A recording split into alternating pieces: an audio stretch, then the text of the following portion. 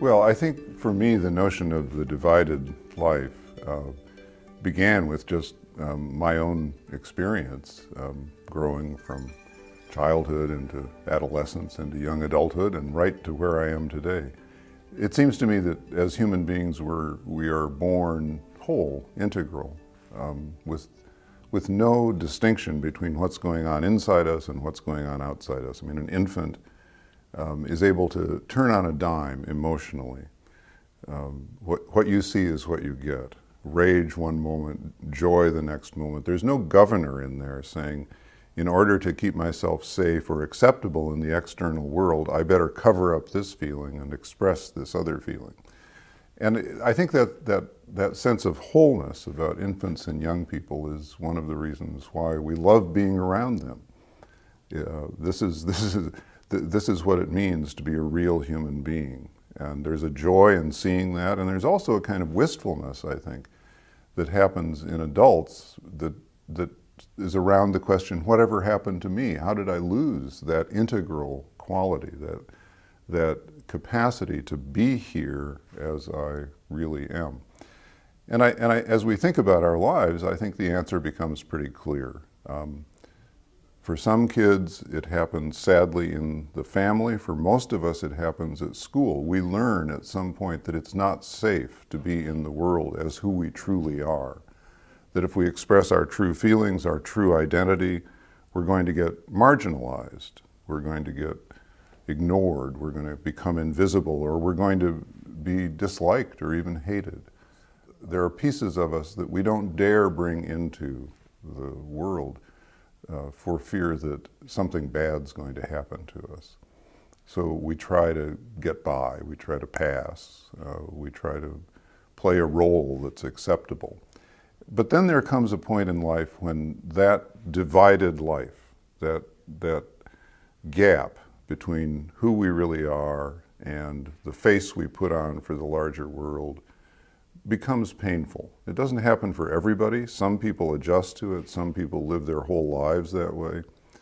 But for a lot of people, the divided life becomes a source of pain, and we have to find some way to try to close that gap, to build a bridge between our own identity and integrity as adults and the work that we do in the world. I'm 72 years old, and I think every now and then about the fact that I am a mortal being who will at some point die. You think about that in your 70s in a way you don't in your 30s, 40s, and 50s. And it's often come to me that I can't imagine any sadder way to die than with a feeling that I never showed up in this world as my true self. But I can't imagine any more satisfying way to go out than to be able to say, to the best of my ability, in the work I did, in the relationships I held, in the associations I had, and in the activities I engaged in, I was there as who I am. I was there with my best gifts. I was there with a sense of possibility. I was there with my own struggle and my own suffering. I was there honestly and truly and real in 3 dimensions.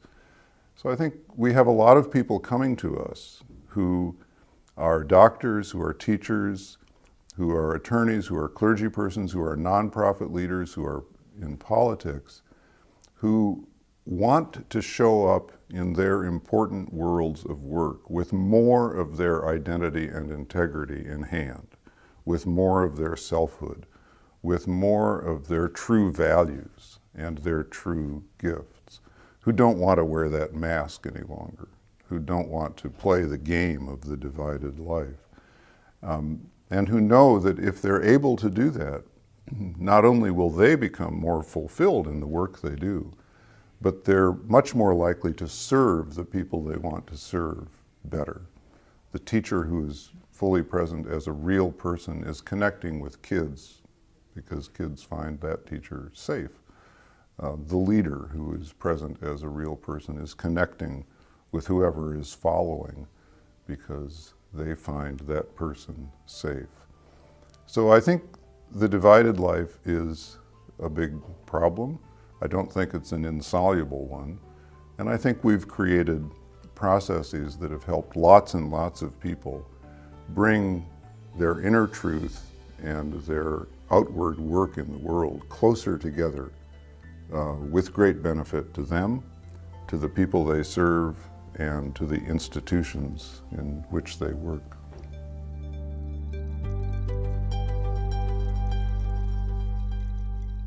Take a few minutes to reflect on this devotional. Then, write out your thoughts, sharing your insights from what you've learned. Have a great week.